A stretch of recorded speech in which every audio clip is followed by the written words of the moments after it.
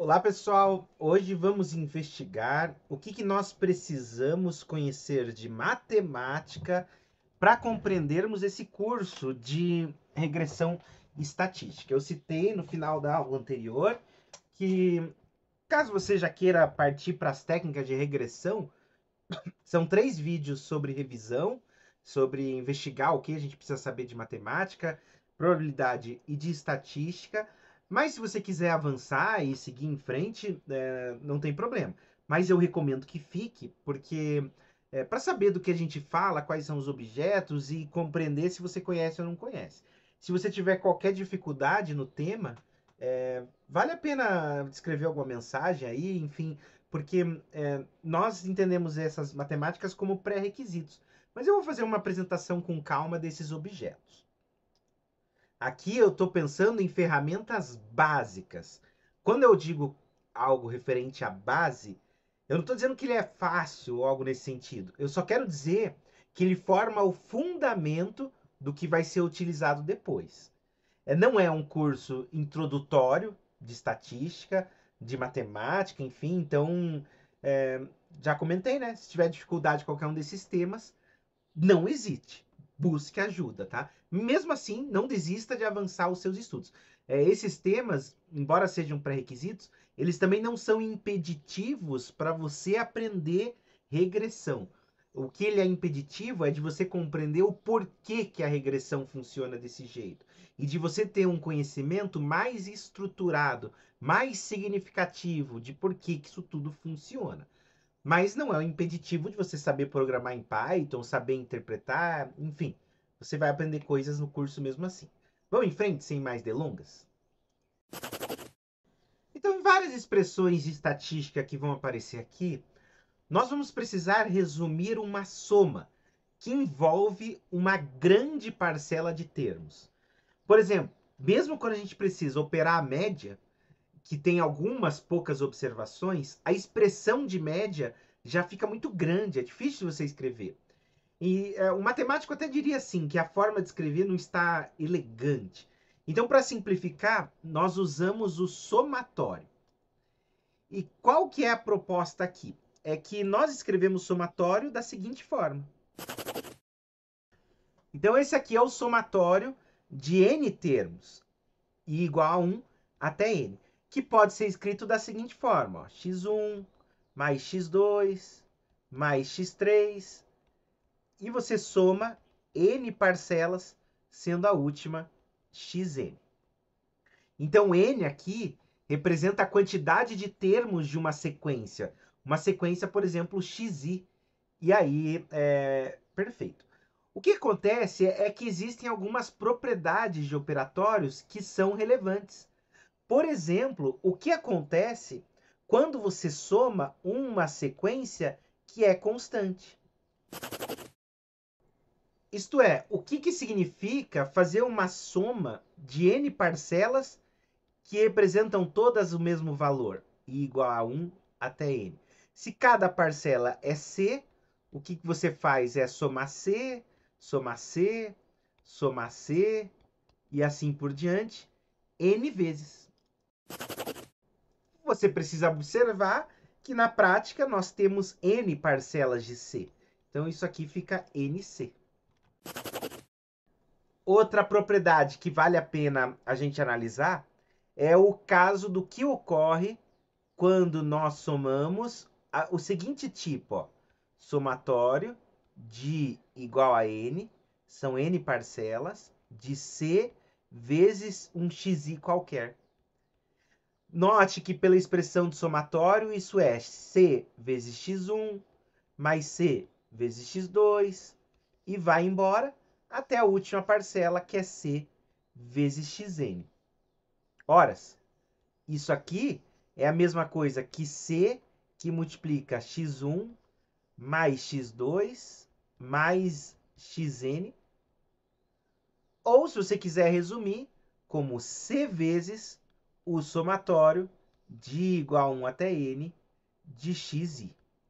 Então perceba que se eu tiver que fazer o somatório de uma sequência que todos os seus termos estão multiplicados por uma constante c, isso é a mesma coisa que calcular o somatório dos termos e depois multiplicar o resultado por c.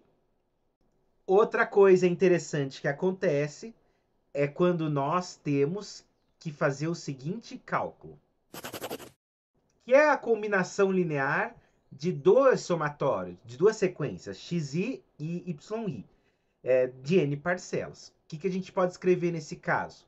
Separar vários somatórios. AX1 mais AX2 mais AXN mais BY1, BY2, BYN, enfim, soma-se tudo, agrupa-se os termos, colocando A em evidência para a sequência X, B em evidência para a sequência Y, o que nos permite escrever dois somatórios. A, que multiplica o somatório de I igual a 1 até N de xi, mais B, que multiplica o somatório de I igual a 1 até N de yi. Mais uma operação. Então, se tiver um produto, uma combinação linear dessa forma, você pode separar sem problema nenhum. Cuidado quando não há regras explicando alguma coisa. Por exemplo, olha só, muito cuidado. A gente viu algumas regras que a gente pode simplificar. Entretanto, se eu fizer algo desse tipo, somatório de I igual a 1 até N, da divisão xi sobre yi, cuidado que isso não é igual ao somatório de xi de I igual a 1 até N, divididos pelo somatório. Então, a razão, um somatório de uma razão, não é a razão de somatórios. Você pode verificar isso fazendo um contra-exemplo simples. Por exemplo, imagine a seguinte sequência. E a outra sequência.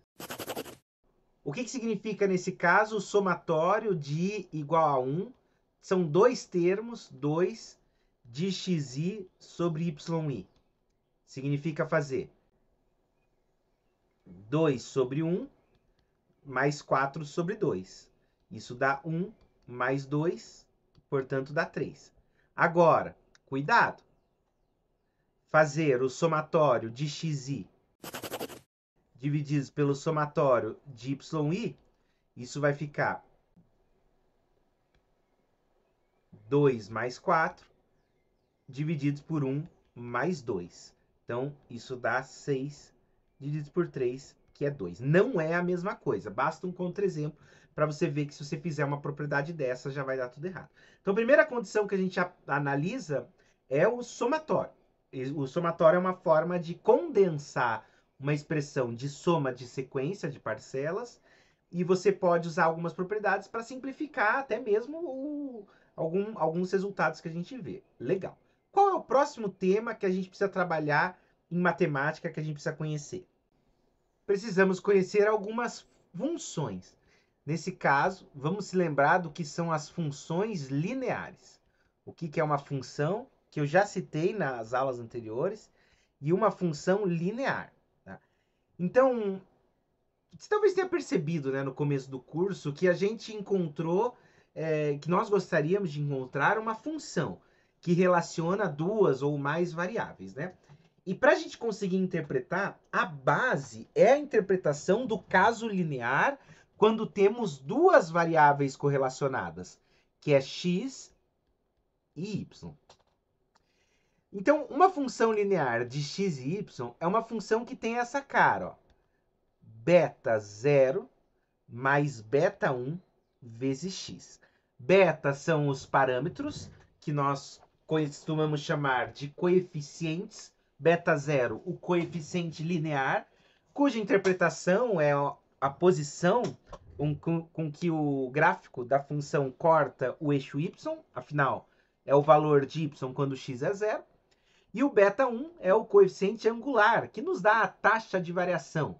Afinal, daria delta y sobre delta x, né?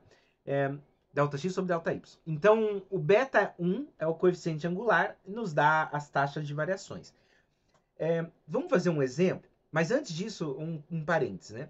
Tem pessoas que viram função linear A e B, M e N, Não tem problema nenhuma. Por que nós usamos em regressão beta 0, beta 1? Porque a função linear aqui vai ser generalizada para outras variáveis, não aqui na revisão, mas para outras, para x1, x2, x3, x4, assim por diante. O alfabeto acaba em algum momento, por isso que a gente usa uma única variável, que os autores chamam de beta, e aí é beta 0, beta 1, beta 2, beta 3 e pode ir até beta 1 milhão, não tem problema nenhum. Terá alfabeto para isso, digamos assim. Então é por isso que a gente usa beta e isso. E eu estou fazendo a revisão com beta também, porque é o que você vai ver ao longo dos cursos quando a gente for interpretar. Vamos ver um exemplo? Então suponha que você decide alugar um carro para trabalhar. E como que funciona esse carro? Tipo, você vai trabalhar de Uber ou qualquer coisa do tipo. Você paga o aluguel do carro, R$ 50. É um custo fixo, né? Que você vai pagar R$ 50. E aí você tem que repor a gasolina. Esse carro faz R$ 2 por quilômetro andado, não por litro, por quilômetro andado. Andou 1 quilômetro, consome R$ 2, assim por diante, para facilitar, né? Então eu consigo escrever uma função que relaciona o custo com a quilometragem caminhada, que é 50 do aluguel mais R$ 2 por quilômetro caminhado. Gastado, andado e assim por diante. Essa é a função. Perfeito. O que a gente precisa saber de função? Primeiro, nós precisamos sempre especificar quais são as grandezas. Nesse caso, custo total em reais. E o X, a quilometragem andada no dia, medida em quilômetro. Já comentei sobre isso nas outras aulas também, nessas introdutórias, que quando você define uma variável, precisa estar associada a ela a sua unidade de medida. O custo em reais poderia ser em milhares de reais, em dólares, em qualquer coisa que seja. O importante é que você precisa definir, deixar claro, aqui é real. E a quilometragem em quilômetro, mas você pode medir de outra forma que você quiser, em metro, em centímetro, em anos-luz, tanto faz. O importante é que você precisa definir o que são cada uma das variáveis. Não pode ter dúvida sobre as medidas entre elas. O coeficiente angular, o parâmetro beta 0 é 50. O parâmetro beta 1, a inclinação, é 2. Olha só que interessante. Posso fazer uma representação gráfica de uma função linear. 50 mais 2x, você está vendo aí, uma função crescente. Quanto mais você usa o carro, mais custo você terá. E bem legal, né? Porque você vê visualmente e você observa a interpretação do que é o 50, que eu já citava antes, e principalmente do que é o 2, que é a inclinação, é o quanto gasta de quilometragem de custo para cada quilometragem. Cada quilômetro adicional que você decide andar aumenta o seu custo em R$ 2. Então, bem legal isso aqui, né? O que pode acontecer, que talvez as pessoas não conheçam tão bem, é que uma função linear, ela pode ser escrita dessa forma, mas pode ser escrita para mais de duas variáveis. Aí fica mais ou menos assim, ó. Então, essa expressão que você vê na tela, beta 0 mais beta 1x1 e vai embora, é a função linear, agora escrita para mais de duas variáveis. Há uma certa dificuldade de representar graficamente, como a gente fez no caso anterior, e também de tirar uma interpretação. Mas nós podemos tentar entender o que acontece quando o y está variando. Olha que interessante. A variação do y será a variação de todas essas variáveis que estão aqui. Só que quando as demais variáveis não variam, o que acontece? A variação, nesse caso, de uma das variáveis, a variação de y pode ser escrita como uma variação parcial de cada uma delas. O beta 0, que é o coeficiente linear, ele não muda. Então, opa, me perdoe. Então, essa aqui é 0. Agora, quando as demais variáveis não variam, nós podemos interpretar cada um desses coeficientes. Por exemplo, quando a variação de cada uma das variáveis é nula, com exceção de uma delas, nós podemos interpretar, nesse caso, o coeficiente beta 1. porque perceba que beta1 será a variação de y em relação causada pela variação de x1 quando as demais variáveis são constantes. Note que esse resultado, que nós vamos trabalhar bastante ao longo do curso, é justamente o efeito ceteris paribus que eu citei numa das aulas anteriores, que falava que eu analiso a variação de uma variável considerando fixa todas as outras. Esse efeito, ele será chamado mais para frente de efeito parcial de x1 sobre y. E ele reflete para mim exatamente o efeito ceteris paribus. Se você quiser interpretar os outros coeficientes, beta 2, beta 3, beta n, você faz da mesma forma, fixando a variação das outras variáveis. Então as variáveis assumem um nível, fixa-se esse nível e segue em frente. Que mais? Então, o terceiro tema, o último de matemática que eu gostaria de adiantar com vocês para evitar confusão, é o tema de proporção e porcentagem, que também é um pré-requisito aqui, mas que eu vou dar só um parênteses, afinal tem tanta, mas tanta aula disso no YouTube que você pode procurar o professor que você mais gosta. Mas o que acontece aqui que a gente percebe? Muitos estudantes, eles têm dificuldade em perceber que proporção, porcentagem e número decimal são formas distintas de especificar a mesma coisa. Então, imagine que a proporção de mulheres de uma sala é de 0,6. 0,6 é a forma decimal de representar essa proporção.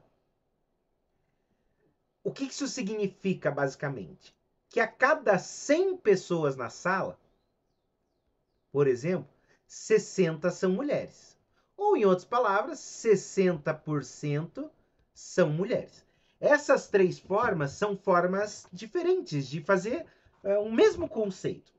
Só que vocês perguntam, por que tem tanto jeito diferente de fazer as coisas? Há um porquê na história da matemática. Mas, de forma geral, a resposta que eu falo aos meus alunos é o seguinte. A forma decimal é a mais simples de você operar quando está usando calculadora, por exemplo. Mas tem uma interpretação um pouco mais pobre, vamos dizer assim. A forma fracionária, 60 sobre 100, nos ajuda já a compreender essa noção de proporção, de que a proporção indica a relação da parte pelo todo. Você vê que a cada 100 tem 60. É a melhor que tem para a gente interpretar o problema que a gente quer. E agora a forma de porcentagem, ela nos ajuda a explicar e visualizar as informações de uma forma mais senso comum também, uma forma mais padronizada, digamos assim. Então, tem essas três formas, né? Por que a gente precisa de proporção e porcentagem falando de econometria e regressão estatística? Porque muitas vezes nós precisamos escrever uma mudança proporcional, também conhecida como mudança relativa de uma variável. Então vamos imaginar um exemplo. Você decide ir numa loja num mês e descobre que o preço do televisor que você quer comprar é de R$6.000. Perfeito.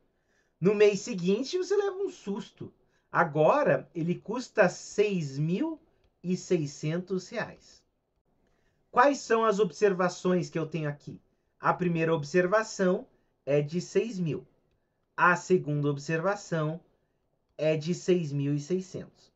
Eu posso escrever qual foi a mudança, a variação no preço desse televisor. O ΔX será x1 menos x0. Então, a variação x1 menos x0 vai te dar 600, que foi o aumento. Alguém poderia se perguntar, 600 foi grande ou foi pequeno?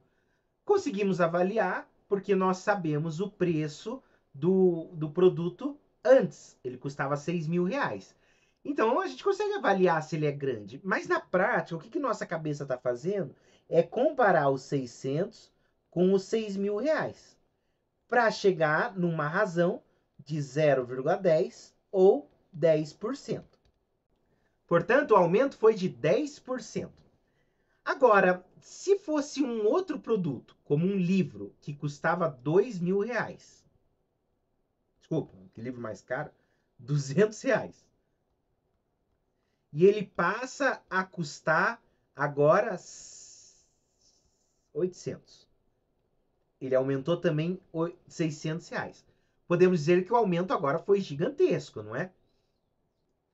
A forma de especificar que o aumento foi maior, embora tenha sido o mesmo valor, 600, mas foi mais significativo no caso do livro, é fazer a proporcionalidade. 600 foi em cima de 200, ou seja, gerou 3,00, que é 300%.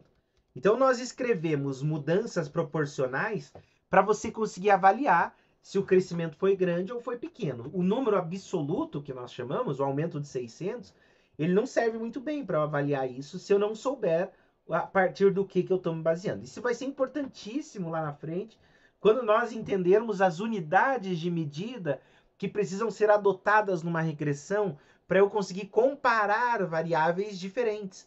Então, isso vai ser bem importante para a gente fazer algumas mudanças de variáveis diferentes. Enfim, esse foi o nosso vídeo do que nós precisamos saber de matemática. Tenho certeza que não foi o fim do mundo, né, para você.